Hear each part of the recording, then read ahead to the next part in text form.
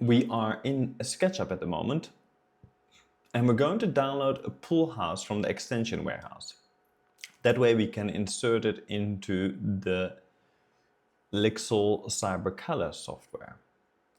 So first of all, browsing in the 3D warehouse, we are looking for a 3D model of a pool house that doesn't use too many textures. My warning is, when you look for these pool houses or when you look for 3D models, the amount of textures that you try to integrate back into Lixel Studio is subject to a maximum texture size of 2K resolution. So anything that comes up as a large megabyte file, like this 20 megabyte house pool, that will probably not load visually very well into Lixel Cyber Studio, as the textures used are a bit too big. Here's a pool house that's only a megabyte. So if we download that, it will appear in our environment like so. I've made some slight modifications. What I can recommend is whenever you download a model from the 3D warehouse, simply go to your window, your model info, under statistics, use the button Purge Unused. That cleans up the asset that you've downloaded. And if you'd like, a third-party extension, which I can highly recommend, is called Cleanup 3. This will give you a menu with additional items or additional actions to clean your model with.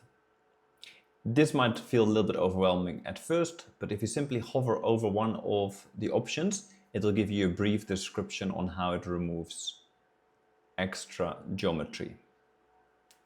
Let's go to File. Let's press Export, 3D Model, and then we export to OBJ. As previously said, the OBJ seems to preserve the textures the best way for import back into Lixel Studio. We are here in a scan of this exterior area. There's the main house of the client, there's the pool, and here they would like a pool house to replace the little dog house, to cover the existing pool pump, and to clean up this little wood storage area. So we will go to File, Import, OBJ. We select that OBJ model, and then that gets placed in our model in front of us. I've already loaded it, and I will simply make it visible for you again. We can select that pool house. You can see I can move it around, similar-ish to how you move things in SketchUp. Unfortunately, there's no snapping at this point in a tool like this. But for what this needs to accomplish is, as a simple illustration, this area now contains the pool house, and if you can imagine that this wood is no longer here, then we can see that this fits quite nicely into this area. Now that the collision settings are on, I'm struggling to navigate past these trees, so I will turn collision off. And then you can see as I rotate around the pool house, the way it sits in line with the wall, the way it covers the old wood storage and creates its own wood storage area, this cleans up the area quite nicely. There's a sink and a braai, there's a change room, and there's a semi-covered wood storage area. And then, of course, from standing inside the area, looking towards the pool, as you are serving people, it seems like functionally that this area can work quite nicely. Now let's zoom out as if we are situated at the back of the pool, and we can catch a few more glimpses of the area, depending from which angle you look at the pool house, as you look at the vantage points around the home. Now, because this area was not completely 3D scanned, the Gaussian Splat of course can't make up some of these textures. It didn't see them. And so what we will analyze last is simply the scanning path that we took. So let's turn the pool house object off for a moment. Let's turn on the scanning path, the trajectory capture, and then we switch to point cloud, and now we can see the point cloud in yellow and the trajectory in green. And we have our starting point, which is on these tiles in front of the pool.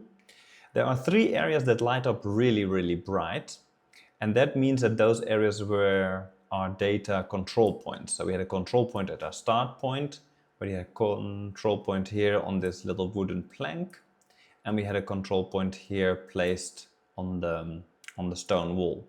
So you can see that we used the S pattern of navigating the area quite a few times here, a couple of times here, and that's how we navigated on this platform. And then we did one loop along the bottom.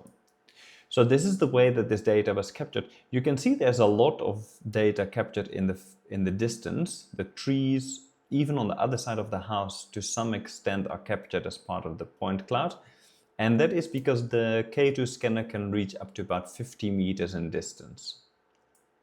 Let's turn the point cloud off and go back to our Gaussian Splat, and let's remove our trajectory that we wanted to capture. Now, one thing we might want to cross-reference is, do we have an actual accurate point cloud scan? So we can measure using a simple measuring tool. Let's say we measure from this corner to that corner. These are then coordinates, or let's measure a distance.